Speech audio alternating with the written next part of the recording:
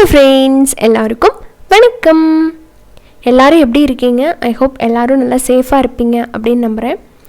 இன்றைக்கி நம்ம நிக்கிஸ் கிச்சனில் நம்ம பார்க்க போகிறது, இப்போ தக்காளி சீசன் அப்படிங்கிறதுனால அதை வச்சு அருமையான ஒரு கார சட்னி உங்களுக்கு செஞ்சு காமிக்க போகிறேன். ரொம்ப கம்மியான இன்க்ரீடியன்ஸ் தான், பட் டேஸ்ட் வைஸ் ரொம்ப நல்லாயிருக்கும்.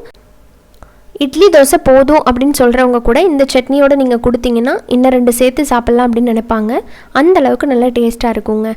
இது எப்படி பண்ணுறது, இதுக்கான அளவுகள் என்னென்ன அப்படிங்கிறத பார்த்துடலாம் வாங்க. முதல்ல இதுக்கு ஒரு மிக்ஸி ஜார் எடுத்துக்கோங்க. அதில் தக்காளி பழம், நான் இன்றைக்கி 4 பழம் சேர்த்துருக்குறேன். நீங்கள் பெங்களூர் தக்காளி யூஸ் பண்ணுறீங்க அப்படின்னா கொஞ்சம் அதிகமாக சேர்த்துக்கலாம். நாட்டு தக்காளி அப்படின்னா கொஞ்சம் குறைவாக போட்டுக்கணும், ஏன்னா அதில் கொஞ்சம் புளிப்பு அதிகமாக இருக்கும். அதனால் நான் இன்றைக்கி பெங்களூர் தக்காளி எடுத்துருக்கிறதுனால 4 பழம் போட்டிருக்கிறேன். கூடவே ஒரு 10 பல்லு பூண்டு இந்த அளவுக்கு போடணும். அப்போ தான் நல்லா ருசியும் அண்ட் நல்லா உடம்புக்கு ஹெல்த்தியும் கூட.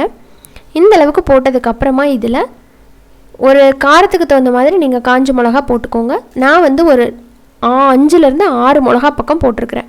கூடவே இந்த சைஸுக்கு புளி சேர்த்துக்கோங்க. புளி சேர்த்துட்டு தேவையான அளவுக்கு உப்பு சேர்த்துக்கலாம்.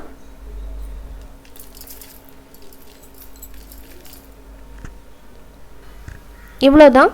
இப்போ இதை நம்ம நைஸாக அரைச்சி எடுத்துகிட்டு வந்துடலாம். தண்ணியெல்லாம் சேர்க்க வேண்டாம். தண்ணி சேர்க்காமல் நல்லா இந்த மாதிரி அரைச்சி எடுத்துக்கோங்க.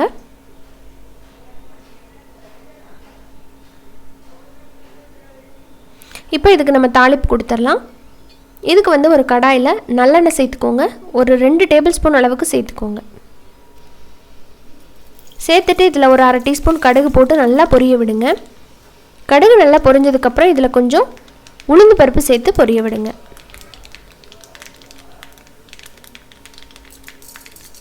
உளுந்து பருப்பு நல்லா வாசம் கொடுக்கும். கொஞ்சம் பொன்னிறம் ஆனதுக்கப்புறமா இதில் கருவேப்பிலை போட்டு அது நல்லா பொரியணும். பொரிஞ்சதுக்கப்புறம் நம்ம அரைச்சி வச்சுருக்கிற சட்னியை உள்ளே சேர்த்துற வேண்டியதுதான். சட்னியில் கண்டிப்பாக தண்ணி சேர்த்து அரைக்கக்கூடாது. அந்த தக்காளியில் இருக்கிற தண்ணியே சரியாக இருக்கும். அந்த அளவுக்கே நீங்கள் அரைச்சிக்கலாம்.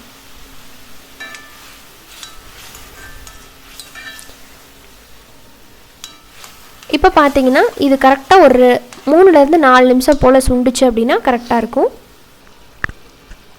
இப்போ இதில் கொஞ்சம் காரம் கம்மியாக இருக்குது அப்படிங்கிறதுனால மிளகாய்த்தூள் ஒரு 1/2 டீஸ்பூன் போட்டு மறுபடியும் நல்லா மிக்ஸ் பண்ணுறேன்.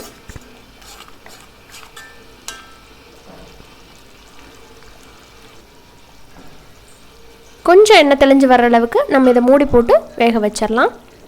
ஸோ இப்போ பாருங்கள், லைட்டாக எண்ணெய் தெளிஞ்சு வந்திருக்கு. நான் ஆஃப் பண்ணிட்டேன். இந்த கன்சிஸ்டன்சி கரெக்டாக இருக்கும் எனக்கு தோசைக்கு சாப்பிட்றதுக்கு. அவ்வளோதான், நம்மளோட தக்காளி கார சட்னி ரெடி. இதுக்கு நல்லா முருகலாக ஒரு தோசை ஊற்றிக்கலாம்.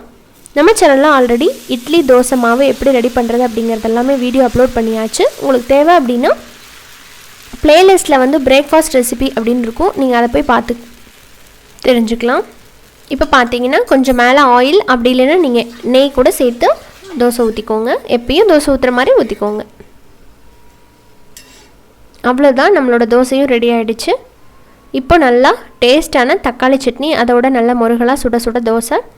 ஸோ இதே மாதிரி இதே காம்போவில் நீங்களும் செஞ்சு பாருங்கள். ரொம்ப குயிக்காக பண்ணிடலாம். அதிகபட்சம் ஒரு 10 நிமிஷம் தான் ஆகும் இந்த சட்னி பண்ணுறதுக்கு. செஞ்சு பார்த்துட்டு உங்களோட ஃபீட்பேக்கை ஷேர் பண்ணுங்கள்.